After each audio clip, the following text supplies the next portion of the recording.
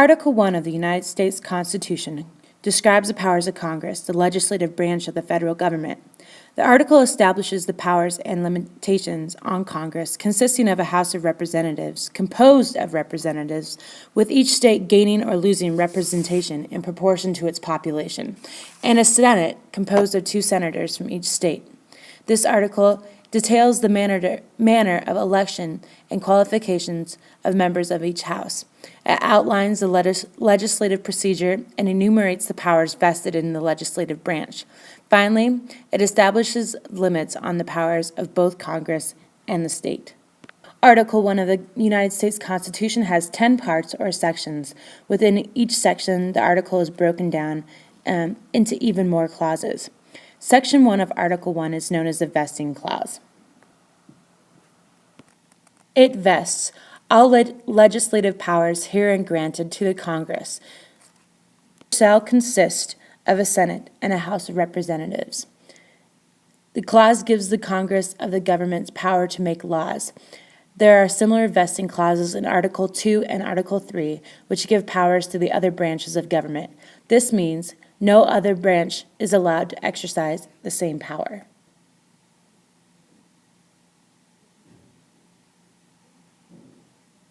This establishes the principle of separation of powers.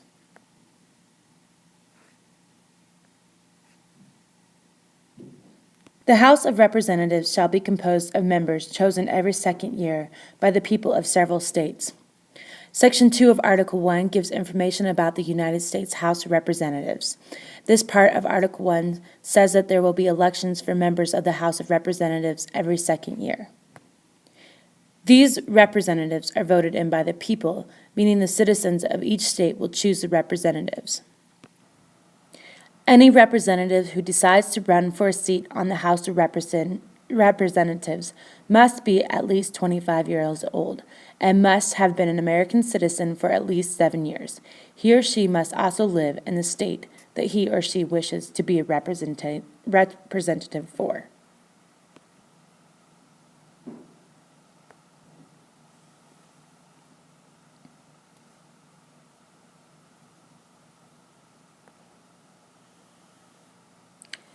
Section 3 of Article 1 describes how the Senate should be.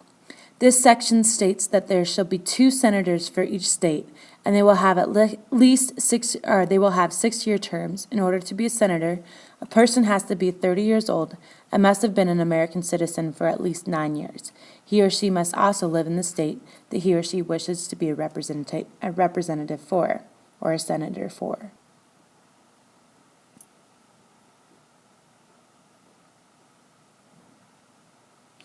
Each senator shall have 1 vote.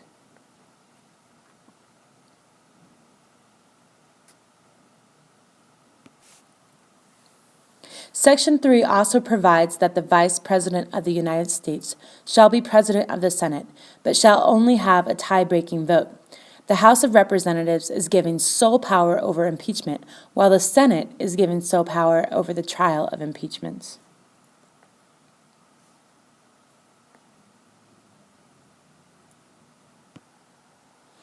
Section 4 of Article 1 explains that the states have the power to determine where, when, and how elections will be held for senators and representatives.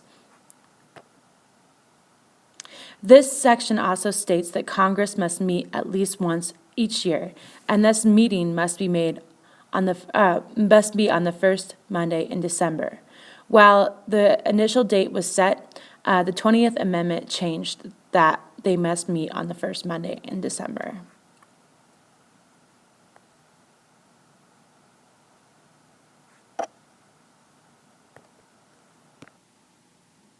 Section 5 of Article 1 talks about how procedure should be for each House of Congress.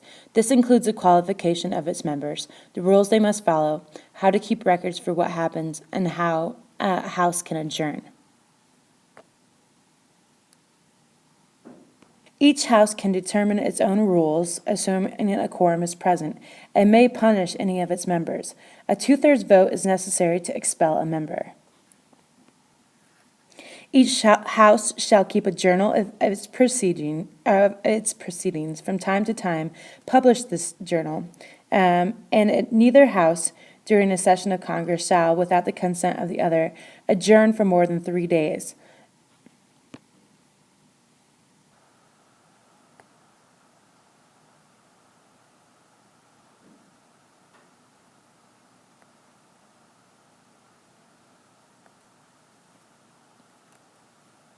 Section 6 provides that members of Congress shall receive salaries and have a limited privilege from arrest during the sessions of Congress and immunity for any speech or debate in either house. The section also provides that no member may simultaneously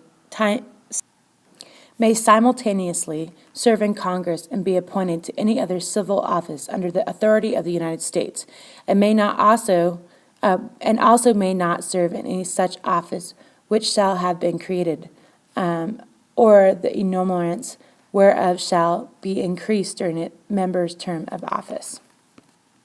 Section 6 of Article 1 looks at the privileges, restrictions, and compensation of anyone who is a senator or a representative.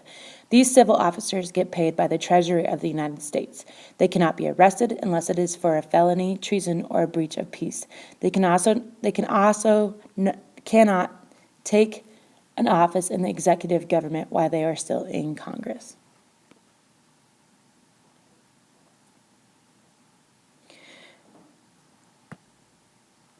Section 7 of the article explains how Congress can make acts through bills.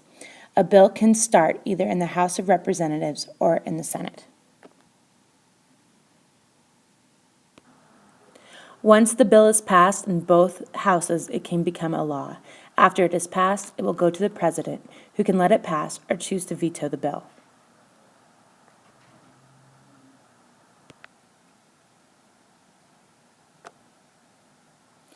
Section 8 of Article 1 gives the enumerated powers of Congress. The enumerated powers are a list of items that Congress is specifically allowed to do. Examples of these powers include making money or setting up taxes.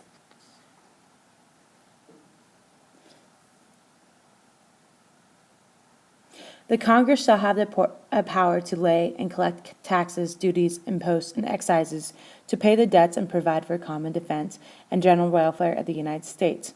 But all duties, imposts, and excises shall be uniform throughout the United States. It can also borrow money on credit of the United States, regulate commerce with foreign nations among the several states and within the Indian tribes. It can establish a uniform rule of naturalization, uniform laws on the subject of bankruptcies through the United States.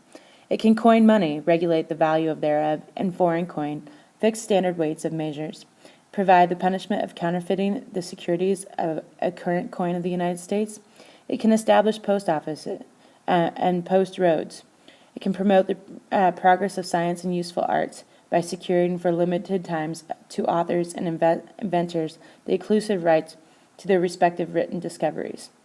It can constitute tribunals inferior to the Supreme Court, define and punish piracies and felonies committed on the high seas and offensive against the law of nations.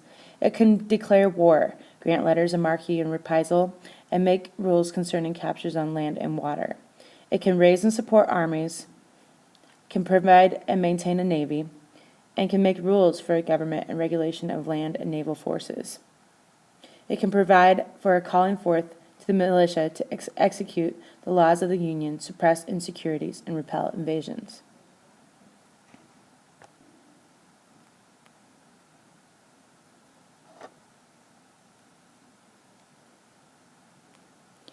Section 9 of Article 1 is a list of limits on the powers of government.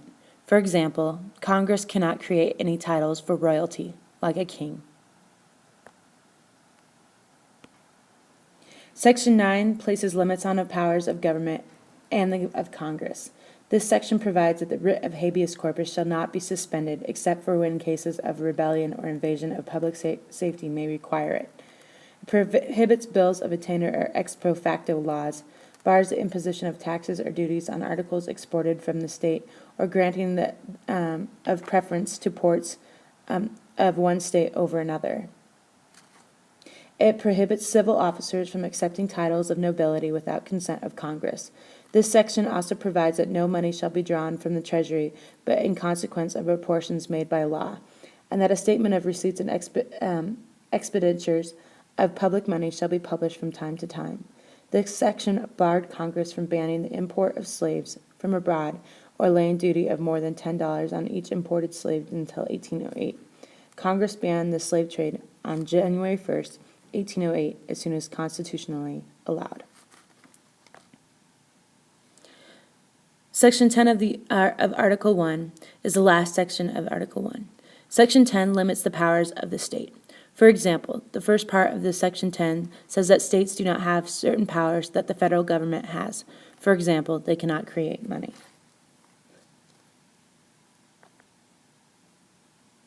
Section 10 sets limits on the states, reserving certain powers exclusively to the Congress. States are prohibited from, again, coining money or making anything other than gold or silver coin legal tender for payment of debts, or prohibited from entering into treaties or alliances, although compacts with other states are allowed with the permission of Congress. States are also not permitted to lay duties, keep troops or warships in peacetime with congressional approval, or engage in war unless actually invaded or in imminent danger.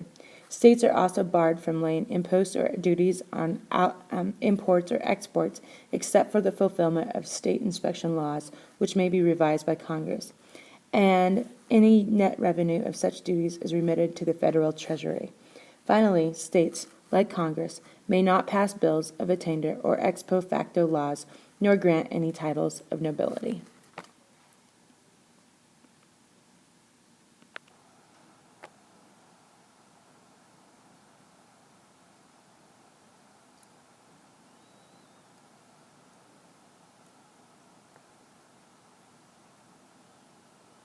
Made with Doodlecast Pro.